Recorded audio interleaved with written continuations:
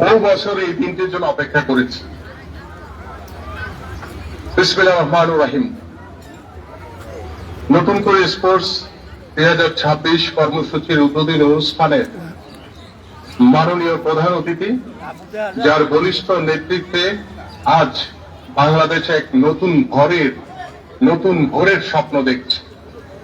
গণপ্রজাতন্ত্রী বাংলাদেশ সরকারের মাননীয় প্রধানমন্ত্রী জনাব তারেক রহমান এবং আমাদের মাঝে উপস্থিত মাননীয় মন্ত্রী, উপদেষ্টা মহোদয়গণ, সামরিক বেসামরিক বিভিন্ন পর্যায়ের উচ্চ পদস্থ কর্মকর্তা বৃন্দ, বরেণ্য ক্রীড়া সংগঠক বৃন্দ, দেশি বিদেশি সংবাদ মাধ্যমের প্রতিনিধি বৃন্দ, আমার প্রিয় উদীয়মান ক্রীড়াবিদগণ এবং উপস্থিত সুধীবৃন্দ, এবং আমাদের মাঝে এমন একজন মানুষ রয়েছেন যিনি অত্যন্ত, আমি যতটুকু জেনেছি শুনেছি, তিনি অত্যন্ত ক্রীড়াপ্রেমী একজন মানুষ, বিশিষ্ট চিকিৎসক, সমাজসেবী এবং আমাদের মাননীয় প্রধানমন্ত্রী জনাব তারেক রহমানের সহধর্মিণী doctor Zubaida Rahman.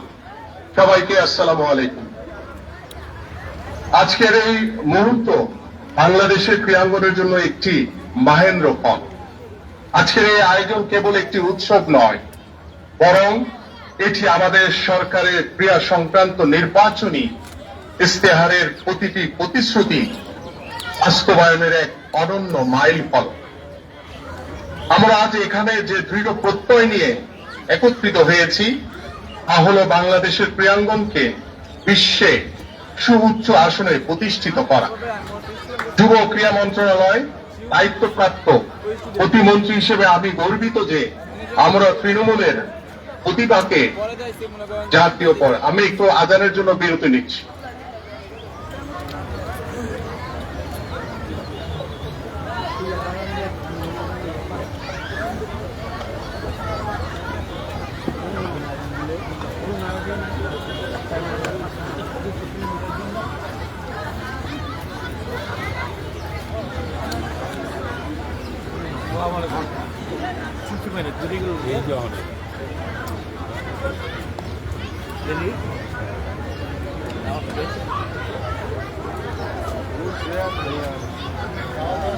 Ayo belum.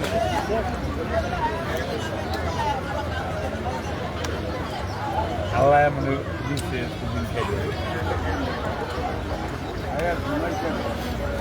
Ayo belum bunga itu. আমি কিন্তু বই